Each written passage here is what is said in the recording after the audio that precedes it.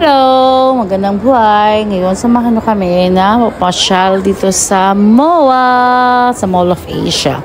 So, nag-request yung mga bata na mamasyal dito, lalo na si Kuya. Kasi sabi niya nung nasa Australia pa kami, gusto daw niya ulit pumalik dito sa MOA. Kaya ngayon, nag-decide kaming mamasyal.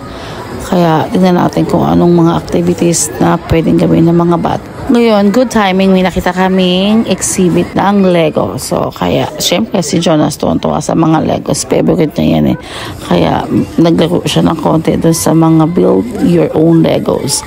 Tsaka, gusto din niya bumili kaso talagang priceless. Sabi ko, same lang naman dito sa Australia. Kaya, dito na lang kami din bumili. Nakakatuwa din talagang bumalik dito sa MOA na kahit medyo talagang sobrang topic bago ka makakating dito at ang hirap din ng parking pero nasurvive din namin.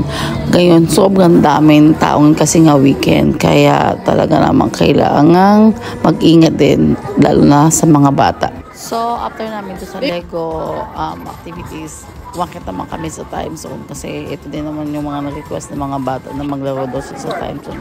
May time zone din dito sa Pilipinas, sa Australia pero mas maganda sa Pilipinas.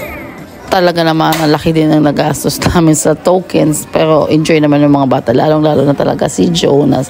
Talagang nung naubos nga yung token, gusto niya pa mag-play. Kaso sabi namin tama na at malaki na din nagastos para sa tokens. At nag-enjoy din ang mga pinsan syempre nila. Ayan, si Jonas at si Joe. Nag-enjoy dun sa carousel. At syempre, naging batang isip ang aming tatay. Nag-play din siya kasama ng aming bunso. At ngayon naman, time to eat.